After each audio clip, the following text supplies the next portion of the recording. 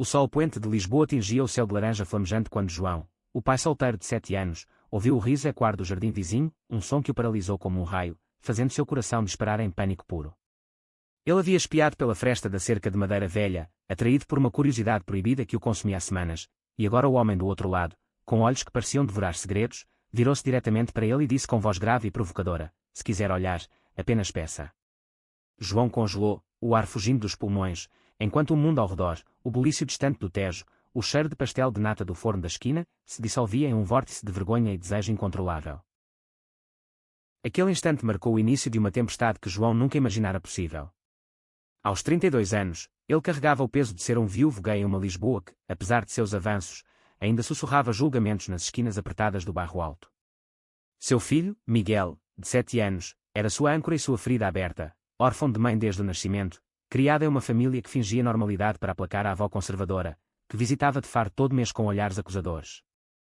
João trabalhava como designer gráfico em uma agência pequena no Chiado, passando noites em claro entre prazos e canções de fado que ecoavam da janela aberta, misturando-se ao choro ocasional de Miguel por uma mãe que nunca conhecera. Ele evitava bares como o Porco e Paz, onde homens como ele se encontravam, porque o medo de ser visto, de arriscar a custódia, a reputação, era maior que a solidão que o roía por dentro.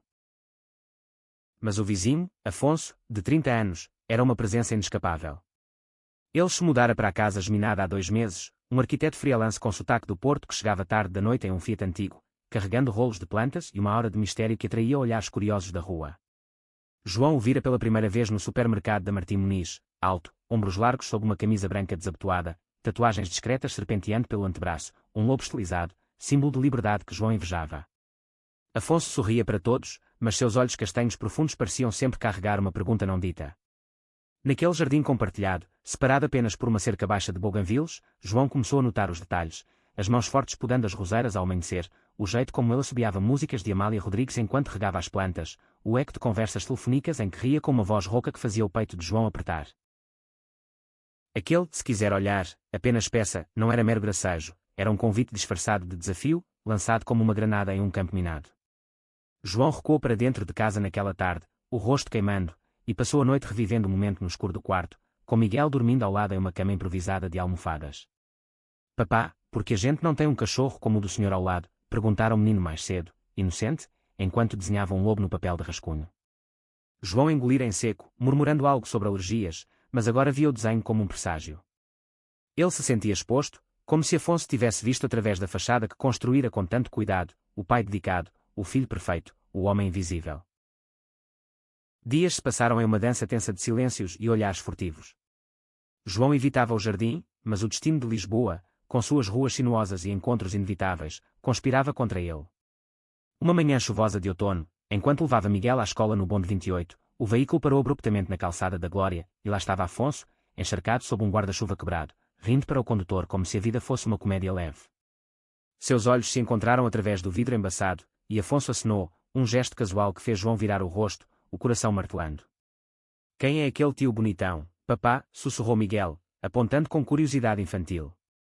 João gaguejou uma resposta vaga sobre vizinhos, mas o dano estava feito, a semente da curiosidade plantada no filho espelhava a sua própria. A tensão explodiu na semana seguinte, durante a festa de Santo António, quando as ruas do Alfama se enchiam de sardinha assada e manjerico. João cedera ao convite da avó de Miguel para uma ceia familiar, mas fugira cedo, alegando cansaço, caminhando sozinho pelas escadarias íngremes com o aroma de canela no ar. Ele parou em uma tasca escondida, pedindo um copo de ginginha para afogar o vazio, quando Afonso surgiu na porta, como uma aparição saída de um sonho febril. "Você de novo espiando?" brincou Afonso, sentando-se ao balcão sem convite, seu joelho roçando o de João por acidente, ou não. O ar entre eles crepitava como fogos de artifício distantes. João murmurou "não foi intencional", mas Afonso inclinou-se, voz baixa, "então por que seus olhos dizem o contrário?" "Eu vejo você, João. Toda noite, pela cerca. Não finja que não sente isso também." As palavras caíram como um soco, rasgando as defesas de João. Ele se levantou abruptamente, derrubando o copo, o licor vermelho manchando o balcão como sangue. "Você não sabe nada sobre mim", cuspiu, saindo para a noite úmida, mas Afonso seguiu, os passos ecoando nas pedras irregulares. "Eu sei o suficiente para ver um homem preso em gaiolas que ele mesmo constrói. E eu? Eu construí as minhas e as quebrei todas. Deixe-me ajudar." João parou sob um poste de luz tremulosente, lágrimas misturando-se à chuva fina. Pela primeira vez em anos, ele confessou em fragmentos, o casamento arranjado para agradar a família, a morte da esposa em um acidente de carro, o segredo de sua orientação que o isolara como uma ilha no meio do Tejo. Afonso ouviu em silêncio, mão tocando levemente o ombro de João, um toque elétrico que prometia salvação e ruína. Aquela noite, eles caminharam juntos até o mirador da Senhora do Monte, onde a cidade se estendia como um tapete de luzes piscantes. Afonso falou de si, crescido em uma família católica rígida no Douro, fugindo para Lisboa após um coming out que o deixara sem teto, reconstruindo a vida com tatuagens como cicatrizes de batalhas vencidas.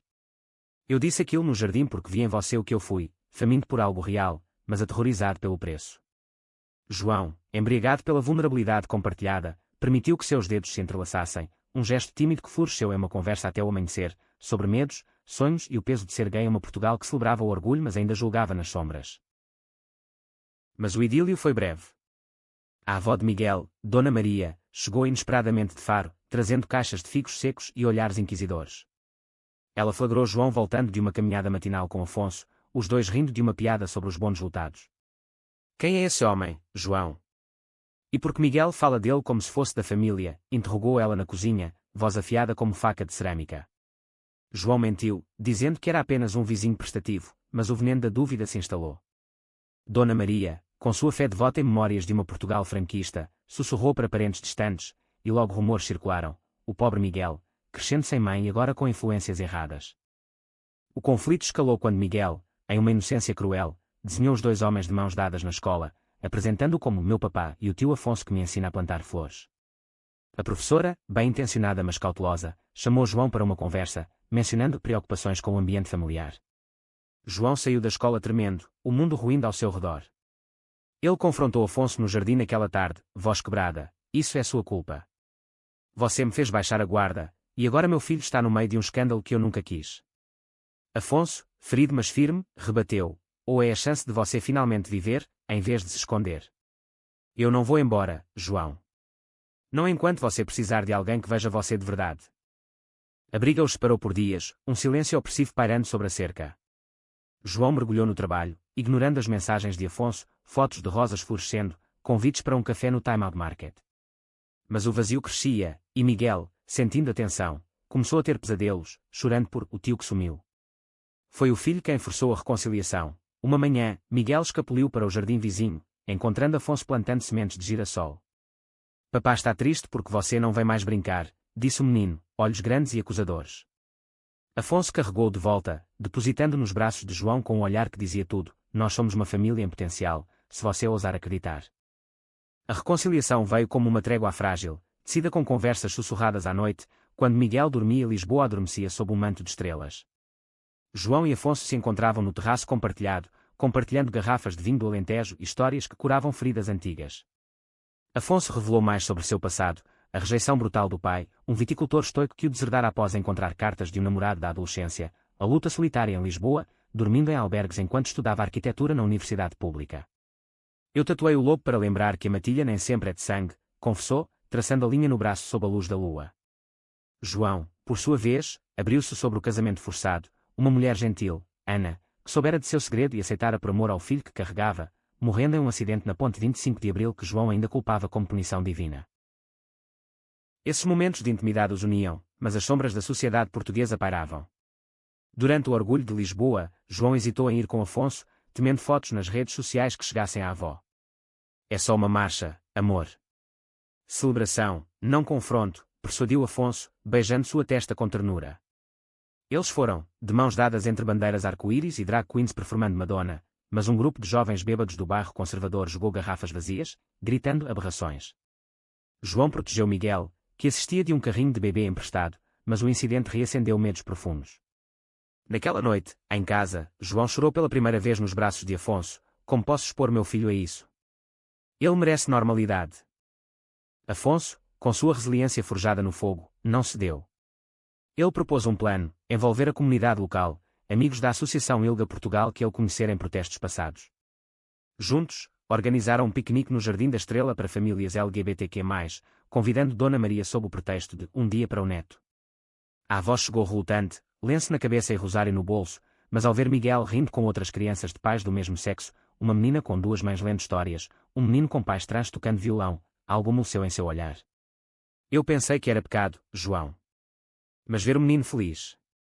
Talvez Deus tenha mais misericórdia do que eu, murmurou ela, apertando a mão de Afonso em um gesto hesitante de aceitação. No entanto, o verdadeiro teste veio com uma reviravolta inesperada.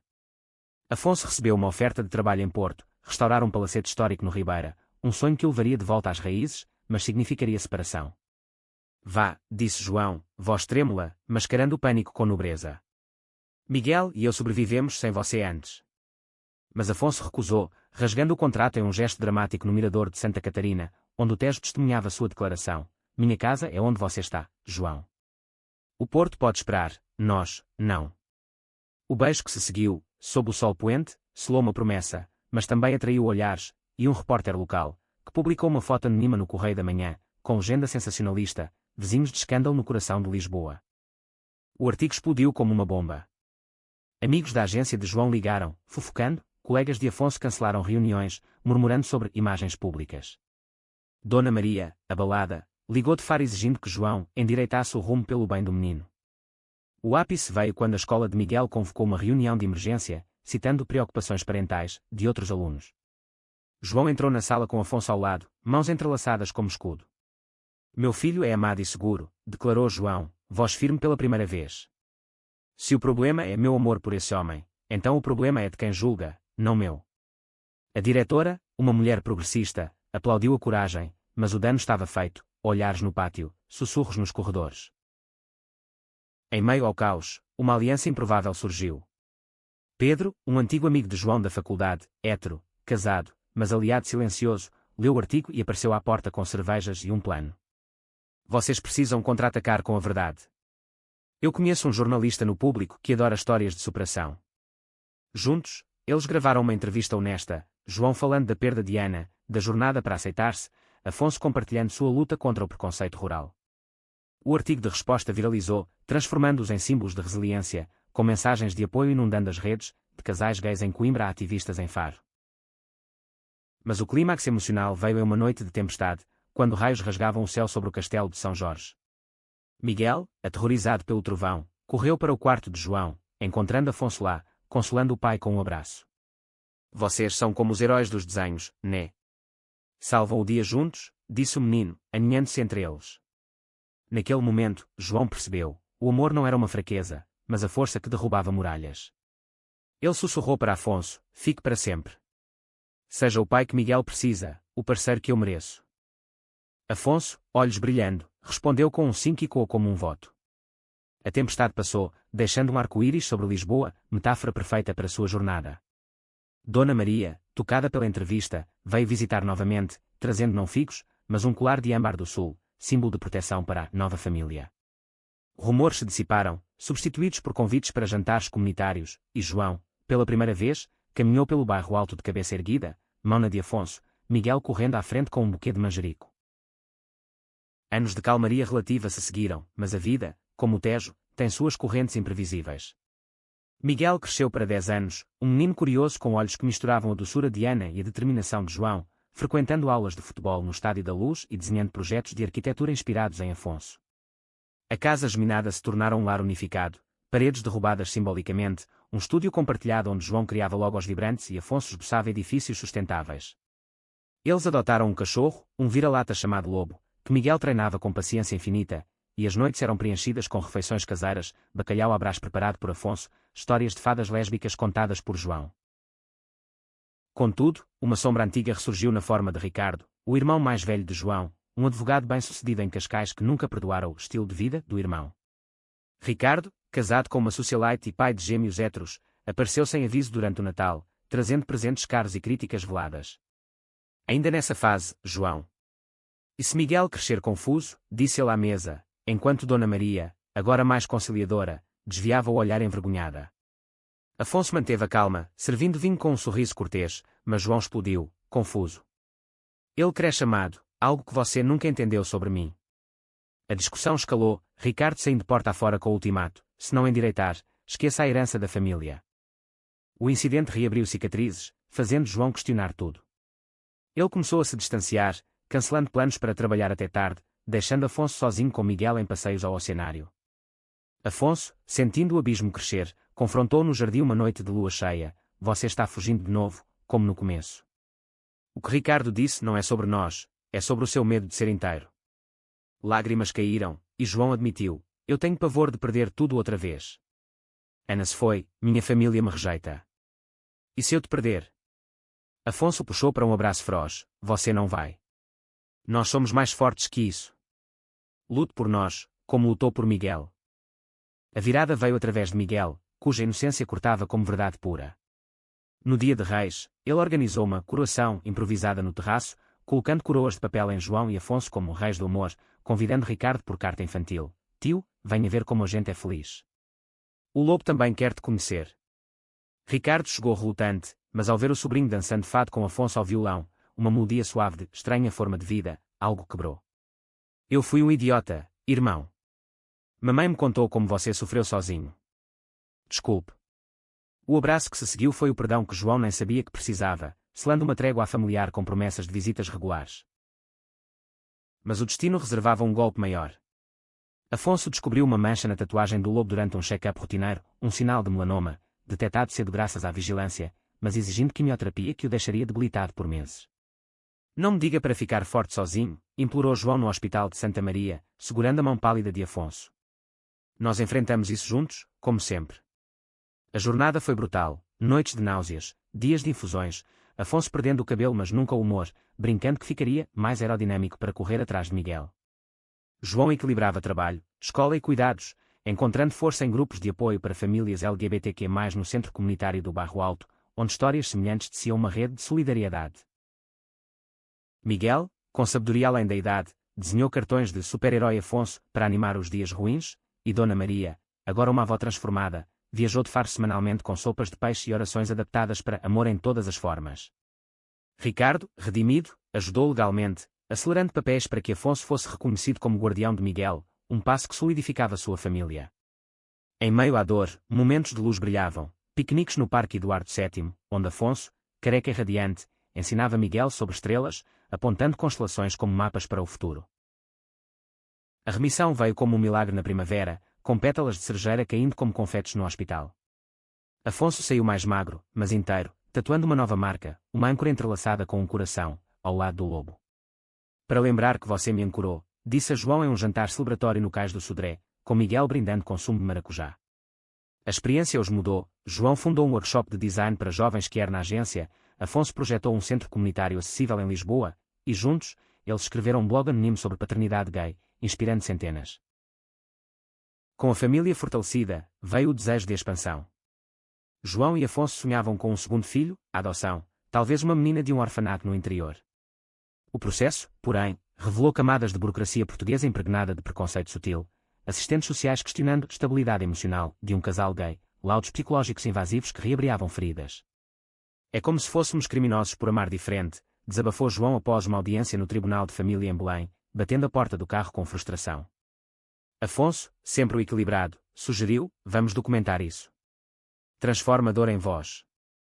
Eles criaram um podcast, Vozes do Tejo, gravando episódios sobre suas lutas, com Afonso narrando com sua voz grave e cativante, João adicionando toques emocionais. O áudio viralizou no Spotify, convidado para painéis no Queer Lisboa Festival, onde compartilharam o palco com ativistas trans e lésbicas, sendo uma tapeçaria de experiências. Miguel, agora pré-adolescente, contribuiu com uma faixa, uma música original no ukulele sobre famílias coloridas, que tocou corações e acelerou o processo de adoção. A menina chegou como um raio de sol, Sofia, de 5 anos, órfã de um incêndio no Algarve, com cachos pretos e olhos que sorriam antes dos lábios. O primeiro encontro no parque da cidade foi mágico, ela correu para Lobo, rindo, e Miguel a adotou instantaneamente como irmãzinha maluca.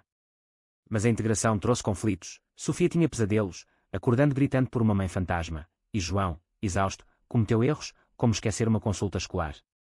Afonso meditou em silêncio, mas explodiu uma noite: você carrega tudo sozinho de novo. Deixe-me ser parceiro, não salvador. A briga, feroz como uma galerna atlântica, terminou em lágrimas e reconciliação no quarto, onde prometeram terapia familiar, sessões no Instituto de Psicologia Positiva, onde aprenderam a dividir o peso. Uma reviravolta externa surgiu com o sucesso do podcast. Uma produtora ofereceu um contrato para a série de TV, exigindo que se mudassem para os estúdios em Oeiras. É a chance de alcançar o país todo, argumentou Afonso, mas João hesitou. E as raízes? Miguel ama sua escola, Sofia está se acostumando. O dilema dividiu opiniões, Ricardo apoiava a mudança por oportunidades, Dona Maria temia exposição excessiva. No final, eles optaram por um meio-termo, gravar remotamente, transformando o terraço em estúdio, com microfones capturando o som das gaivotas e do Tejo como trilha sonora. O episódio pivotal veio durante uma viagem familiar a Sintra, nos Palácios Encantados da Serra.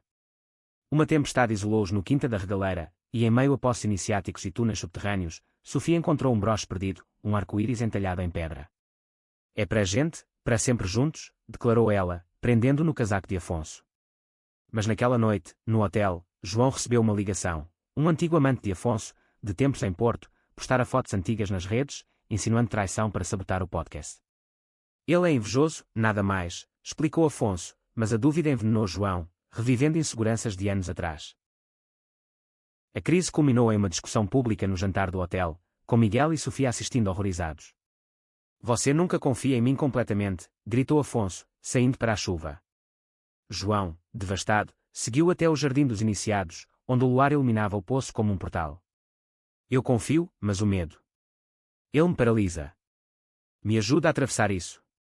Eles desceram os degraus simbólicos juntos, mãos unidas, emergindo renovados, uma catarse que fortaleceu seu vínculo, levando a uma live no podcast onde Afonso confrontou o passado publicamente, transformando veneno em lição de perdão. De volta a Lisboa, o incidente os humanizou, atraindo ouvintes que compartilhavam histórias semelhantes de ciúme e cura. Sofia floresceu, aprendendo português com sotaque alentejano de Dona Maria, e Miguel começou a namorar timidamente uma garota da escola, uma bissexual declarada que os pais aprovaram com orgulho. A família se expandiu para incluir amigos, uma rede de tias honorárias lésbicas que organizavam churrascos no Monsanto, e um tio trans que ensinava Sofia a escalar árvores. A maturidade trouxe novos desafios, agora tingidos de legado. Aos 40, João olhava para o espelho e via linhas de riso misturadas a sulcos de preocupação, mas Afonso, com sua energia perene, planejava uma renovação, comprar a casa vizinha oficializando, transformando-a em um espaço multifamiliar com ateliê e quarto para as crianças. O financiamento exigiu empréstimos, e uma recessão econômica abalou Portugal, com a agência de João demitindo staff. Vamos apertar o cinto, disse Afonso, mas secretamente aceitou freelances exaustivos em Faro, viajando de trem noturno. A exaustão o pegou em uma ponte, dirigindo de volta de um site, adormeceu no volante na A2, saindo ileso mas com o carro amassado. João, acordado por um chamado policial às 3 horas, correu ao hospital em pânico. Você prometeu não se arriscar assim. Afonso, com curativo na testa, confessou, eu queria dar tudo a vocês sem pedir ajuda. Aquela vulnerabilidade os levou a uma pausa, não separação, mas retiro em um convento reformado nas colinas de Tomás, onde monges franciscanos ensinavam meditação care-friendly. Lá, sob arcos góticos, eles redescobriram o amor primal, caminhadas silenciosas, cartas escritas à luz de velas, reconectando-se além das responsabilidades. De volta, revigorados, lançaram uma campanha de crowdfunding para o ateliê Lar do Arco-Íris, arrecadando fundos com workshops de arte e arquitetura para a comunidade LGBTQ+. Miguel, agora 17, contribuiu com um vídeo viral no TikTok, dançando fado moderno com Sofia, 12, atraindo doações de jovens pelo país. Mas o sucesso atraiu inveja. Um vizinho conservador, dono de uma mercearia local, processou-os por ruído excessivo durante eventos, alegando perturbação no bairro histórico. O tribunal foi um circo midiático, com repórteres do Expresso acampados na rua. João testemunhou com voz firme, nosso lar é um refúgio, não uma ameaça. Afonso apresentou plantas detalhando isolamento acústico, e testemunhas, incluindo Ricardo, agora um aliado vocal, defenderam a causa. O juiz, uma mulher de Setúbal com histórico ativista, arquivou o caso, multando o demandante por má-fé. A vitória explodiu em festas, sardinha na brasa no jardim, com fado ao vivo e discursos de gratidão. Uma torção pessoal veio com Sofia. Aos 13, ela questionou sua identidade de género, sentindo-se, nem menino nem menina, só eu. A família navegou a transição com delicadeza, terapia no Hospital de São João, roupas neutras compradas em lojas inclusivas do Chiado, e um nome novo, Sam, curto para Samuel, Samantha, que Miguel apelidou carinhosamente de Sam Tifon por sua energia. Afonso projetou um quarto adaptável, e João escreveu contos personalizados sobre heróis não binários. Dona Maria, aos 78, aprendeu pronomes com paciência, orgulhosa de meu neto-neta corajoso. O podcast evoluiu para um livro, Tejo de Corações, lançado na Feira do Livro de Lisboa com filas quilométricas.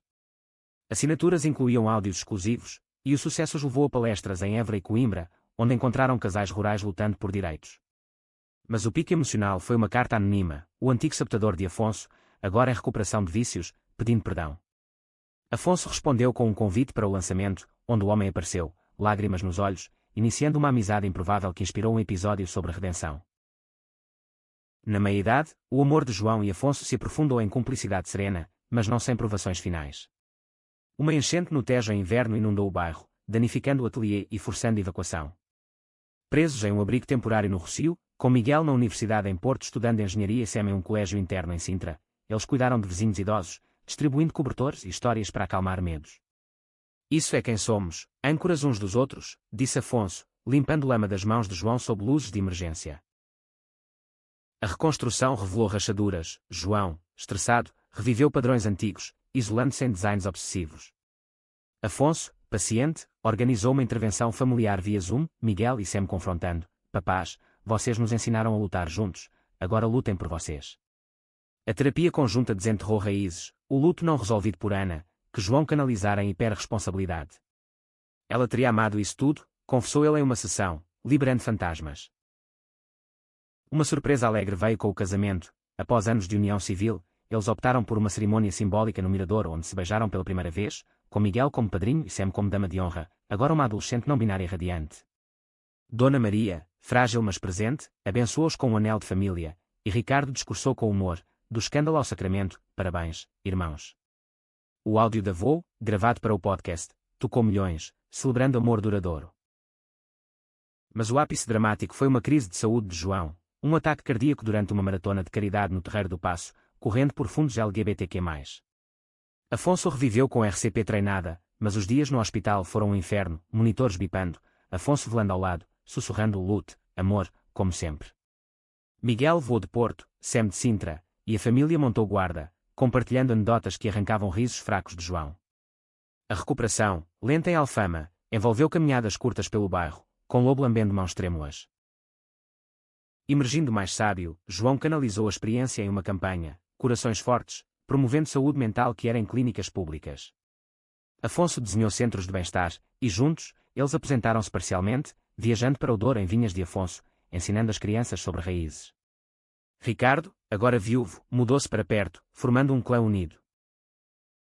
Décadas depois, velhos sob o sol de Lisboa, João e Afonso sentavam no terraço, mãos enrugadas entrelaçadas, vendo netos, filhos de Miguel e parceiro, brincarem no jardim. Se eu soubesse que olhar valeria isso tudo, murmurou João, e quando o que inicial? Afonso sorriu, você pediu, e o universo entregou. O legado.